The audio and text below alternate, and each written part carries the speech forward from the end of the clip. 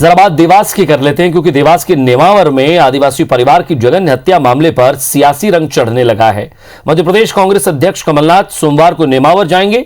वो यहां पीड़ित परिवार से मुलाकात करेंगे। नेमावर की घटना को लेकर पूर्व मंत्री सज्जन सिंह वर्मा ने आरोप लगाया है कि बीजेपी राज में दलित आदिवासी परिवार सुरक्षित नहीं है। उन्होंने यह भी आरोप लगाया कि सरकार और बीजेपी के बड़े नेता आरोपियों को बचाने की कोशिश में है, लेकिन कांग्रेस इस मुद्दे को नहीं छोड़ेगी। सज्जन सिंह वर्मा ने कहा कि कांग्रेस पार्टी और कमलनाथ ने इस मामले की सीबीआई जांच की मांग की है। वहीं मंत्री विश्वास सारंग ने कहा कि पुलिस गंभीरता से मामले की जांच कर रही है। मामले को फास्ट ट्रैक कोर्ट में ले गए हैं ताकि आरोपियों को सख्त सजा मिल सके।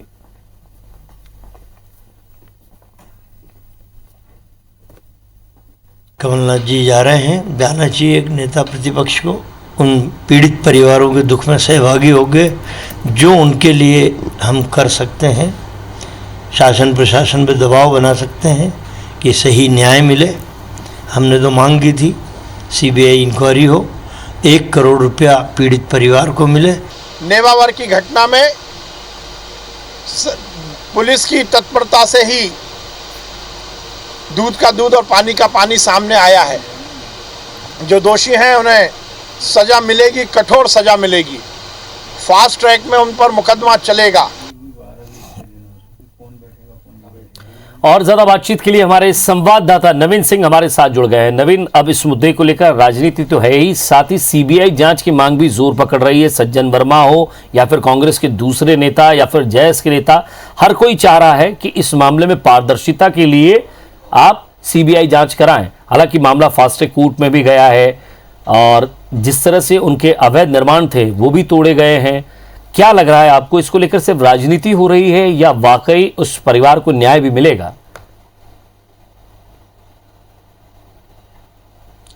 देखिए, बिल्कुल 47 दिन बाद इस हत्याकांड का खुलासा हुआ है और सबसे खास बात कि जो आरोपी हैं उनके एक सत्ता जिसके पास है उस पार्टी से कहीं ना कहीं ऐसे रिश्ते हैं। ये सीधे तौर पर कांग्रेस पार्टी का आरोप है।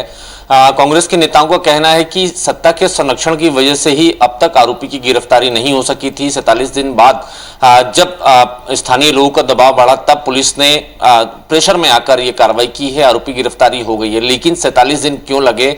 एक परिवार के, आदिवासी परिवार के अगर 5 लोगों को कत्ल कर दिया जाता है, 10 फीट नीचे गड्ढे में डाल दिया जाता है, यूरिया और नमक डाला जाता है बॉडी पर ताकि डिकम्पोज हो जाए बॉडी पूरे तरीके से, तो ये कैसे मुमकिन है? ये नृशंस हत्या है मध्य प्रदेश में और मध्य प्रदेश में इसको माहौल बनाने की कोशिश कांग्रेस पार्टी की तरफ से होती रही है। सबसे पहले पार्टी के प्रदेश अध्यक्ष कमलनाथ ने 5 कांग्रेस नेताओं का एक डेलीगेशन वहां भेजा, जिसमें सज्जन सिंह वर्मा थे, विक्रांत भूरिया यूथ कांग्रेस के प्रदेश अध्यक्ष थे, भिकनगांव की कांग्रेस एमएलए थी, इसमें 2 स्थानीय नेता थे। कुल 5 लोग वहां गए थे। पूरे घटना की रिपोर्ट ली, परिजनों से, पीड़ित जो परिवार हैं उनके बचे हुए जो 3 सदस्य हैं उनसे उन्होंने बातचीत की और एक रिपोर्ट बनाई और कमलनाथ को भेजी।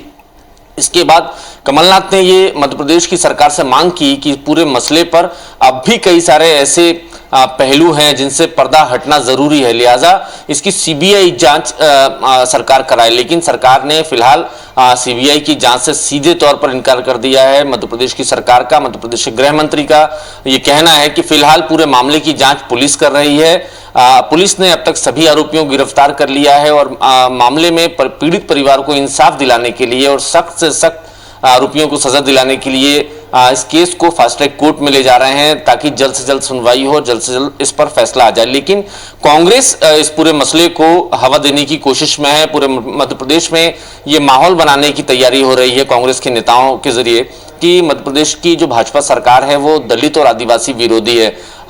इसी सिलसिले में तमाम कांग्रेस नेताओं ने बड़े बड़े बयान दिए हैं। सज्जन सिंह वर्मा ने ये बात कही कि मध्य प्रदेश की सरकार आदिवासी और दलित विरोधी है और भाजपा सरकार के राज में आदिवासियों और दलितों पर इस तरीके से जुल्म ढाए जा रहे हैं। इस पूरे मसले पर चक्का जाम भी हुआ है हरदा होशंगाबाद सड़क पर। जिस दिन इस पूरे मसले खुलासा हुआ उसके ठीक एक दिन बाद जब 5 नेताओं को दल पहुंचा था, तमाम कांग्रेस के कार्यकर्ता भी वहां पहुंच गए थे।